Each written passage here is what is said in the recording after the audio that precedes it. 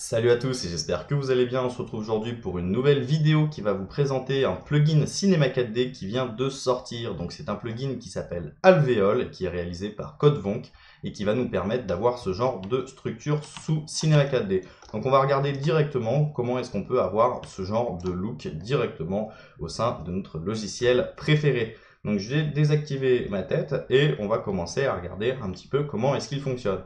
Donc je ferai une vidéo tuto un petit peu plus approfondie sur la réalisation d'une scène complète avec ce plugin, mais aujourd'hui c'est la vidéo test. Donc vous avez dans la description le lien pour codevonk.fr, site que je recommande, puisqu'il propose de nombreux plugins très intéressants comme Alvéole, Procédural que j'avais déjà présenté, Dépliage, vous avez aussi de l'aide pour les UV et vous avez plein de petits plugins gratuits comme Gélatine qui permet de faire ce genre de mouvement plutôt smooth et une quantité d'utilitaires gratuits assez intéressants. Vous avez aussi une version gratuite de Procédural, vous avez un déformateur utilitaire et pas mal de petites choses plutôt cool. On peut aussi saluer le fait qu'il ça vient de chez nous, Codevonk, voilà, c'est un développeur français, donc je vous invite à regarder un petit peu tout ce qu'il fait, vous allez trouver du contenu très intéressant. Pour ceux qui sont aussi nouveaux sur cette chaîne, je vous invite à rejoindre notre communauté qui s'appelle la Motion Designers Community. Alors vous avez un groupe sur Facebook qui s'appelle Motion Designers Community,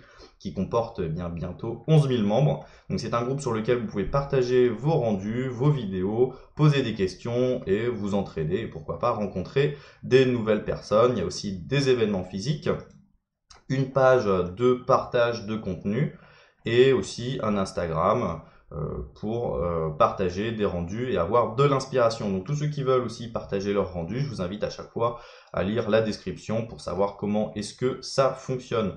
Donc on va tout de suite mettre les mains dans Cinema 4D et regarder le plugin Alvéole. Voilà. Donc en plus on a un nom français. Donc je vais changer et je vais passer sur une scène avec une simple sphère pour voir comment est-ce que on peut utiliser ce déformateur. Donc vous pouvez aussi regarder directement sur le site un petit peu, il y a des petites aides et des petites précisions. Donc ça fonctionne un petit peu comme le plugin Dual Graph d'Entagma, mais avec un petit peu plus de possibilités et un maillage un petit peu plus propre. Donc c'est vraiment très utile et très intéressant. C'est tout nouveau. Donc, comment est-ce qu'il fonctionne? Eh bien, c'est simple. On a un objet, donc ça peut être n'importe quel objet ou groupe d'objets, et on va venir charger son plugin Alvéole. Donc là, je viens d'utiliser le raccourci Shift-C pour ouvrir ma barre de commande Cinema 4D. Je clique sur Alvéole et je viens le faire glisser, par exemple, dans mon objet. Et là, instantanément, on vient voir, on vient observer eh bien, ce que ça nous donne. Donc on va faire un petit zoom assez intéressant. On va se prendre la focal point devant et on va tweaker un petit peu, voir ce que ça donne. Donc on a une petite case optimisée qui est assez, qui est assez utile puisqu'elle va nous permettre d'optimiser le maillage. On a un slider de réduction de polygones. Donc plus on va aller vers un chiffre bas, plus on va avoir de cellules et plus on va être élevé, plus on va avoir ce look avec de moins en moins de polygones, voilà. Donc ça nous permet de définir une quantité et une taille de cellules. On va avoir plusieurs types de cellules, donc linéaires qui ne va pas nous donner accès à des valeurs de subdivision, mais on va avoir les cellules courbées, donc qui vont nous donner un look un petit peu plus réaliste avec des biseaux, donc sur lesquels on va pouvoir ajouter de la subdivision, ce qui va nous donner un mesh vraiment intéressant. On peut contrôler les valeurs donc, de largeur et d'extrusion. Donc plus on va être large, plus nos cellules vont être larges. Ça coule de sens. Et on peut aussi contrôler du coup ces valeurs d'extrusion. Donc pour avoir plus ou moins de profondeur. On va avoir le slider uniformité qui va nous permettre d'avoir des looks de moins en moins uniformes. Donc ça nous permet d'avoir quelque chose avec des traits plus ou moins fins en fonction des zones. Et on va avoir l'extrusion de subdivision. On a la subdivision 4 moule Clark, donc, qui est le déformateur qu'on va retrouver ici de surface de subdivision, qui va nous permettre d'arrondir toutes nos cellules. Donc c'est comme si vous mettiez le tout dans un NURBS. Vous avez du bruit pour déformer le tout. Donc voilà, plus on a du bruit, plus on va avoir des valeurs un petit peu aléatoires sur tout ça. Une échelle de bruit et vous pouvez animer le tout. Donc ça, c'est quand même assez intéressant. Alors, faut animer la valeur de temps. Voilà, regardez sur mon écran à gauche et en mettant des clés d'animation, on va pouvoir animer le tout. Donc voilà, c'est pas une valeur automatique, il faut mettre des clés d'animation, mais ça nous permet de générer ces petits looks assez organiques. On peut remplir les cellules, ce qui va nous permettre d'avoir une valeur intérieure et nous donner un look différent sur notre objet. Voilà, donc c'est aussi simple que ça, il n'y a pas plus de choses, mais ça fonctionne vraiment très très bien. Donc on peut imaginer essayer ça sur n'importe quel type d'objet. Donc là j'avais une sphère avec beaucoup de segments, mais on peut essayer de voir ce que ça nous donne sur une sphère avec un peu moins de segmentation. Et on peut arriver rapidement à des looks assez intéressants. Donc voilà le genre d'objet qu'on peut créer. Et à chaque fois, on a notre réduction de polygones qui va nous permettre de contrôler le tout. Donc ça, c'est plutôt pratique et ce que j'expliquais, c'est que ça va fonctionner sur absolument n'importe quel type. Donc ça fonctionne aussi sur les objets paramétriques. Comme vous voyez, il y a un petit code couleur violet, donc ça fonctionne comme un déformateur. On peut imaginer, par exemple, charger une pyramide, un terrain. Donc ça aussi, c'est assez intéressant que ça fonctionne sur les terrains. Ça va fonctionner vraiment sur n'importe quel type d'objet.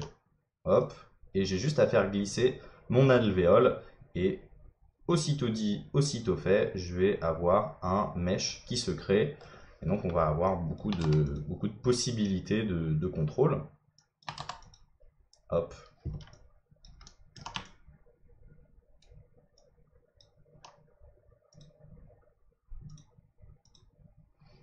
Voilà, donc c'est vraiment très sympathique pour créer ce genre de structure. Et donc comme vous l'avez vu sur mon autre scène, on peut imaginer appliquer ça à des mèches un petit peu plus complexes pour avoir des résultats beaucoup plus design. Donc je vous invite à prendre n'importe quel type d'objet pour voir comment est-ce que ça fonctionne. Vous pouvez autant prendre une tête de mort qu'une tête de personnage. Donc par exemple, on peut aller dans la médiathèque et on va aller charger les base mesh de Cinema 4D. Donc on retrouve le chien, l'éléphant, la tête d'homme. On va par exemple prendre le cheval. Hop, hop. Le cheval, on vient lui glisser l'alvéole dedans. Hop, hop. On va essayer de retrouver où est notre cheval. On va lui réduire un tout petit peu sa taille. Voilà. Et on a un look vraiment très original et qui était assez difficilement obtenable avant dans Cinema 4D. Donc voilà, je me suis créé mon petit mesh sympathique. Et donc bah, vous imaginez qu'on peut faire énormément de choses. Et encore une fois, on l'a vu au niveau du contrôle, c'est très pratique. Le slider de réduction de polygones, donc on va pouvoir faire des meshs plus ou moins abstraits jusqu'à quelque chose de vraiment assez détaillé au niveau des cellules. Type de cellule courbée, donc qui va nous générer quelque chose avec une géométrie plus smooth, avec la possibilité de subdiviser.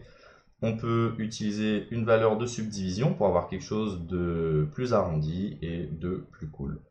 Donc tout ça, c'est vraiment très pratique. Ça s'appelle Alvéole. Ça s'appelle Alvéole de CodeVonk. Donc voilà, j'espère que vous avez apprécié cette vidéo, que vous avez découvert un nouveau plugin plutôt sympathique. Et on va même pouvoir faire un petit rendu pour faire une miniature YouTube. Donc, je ne sais pas trop encore quel angle je vais pouvoir prendre. Mais en tout cas, ça fait vraiment plaisir d'avoir ce genre de plugin sous Cinema 4D, puisqu'avant, pour avoir ce genre de résultat, c'était vraiment compliqué. Aujourd'hui, c'est très simple grâce à CodeVonk. Voilà, hop, je me choisis un petit chemin d'enregistrement. On appelle ça cheval. Je peux même rendre mes multipasses en 2-2. Hop, cheval, tac, tac, tac. Et on a déjà notre rendu. Donc voilà, j'espère que vous avez apprécié cette vidéo. N'hésitez pas à nous rejoindre sur la communauté. Donc vous avez le groupe Facebook, les pages, etc., etc. À vous abonner à la chaîne MHS Tuts qui propose beaucoup de vidéos, différents types de contenus. Donc il y a du tuto, des présentations d'artistes, des podcasts par exemple sur l'organisation des événements. Il y a des interviews live avec des artistes ou des studios de renom. Vous avez la chaîne Motion Designers Community, la chaîne YouTube qui va proposer de très beaux films. Une grosse quantité de tutos cinéma 4D, donc pour la plupart en français mais parfois aussi en anglais.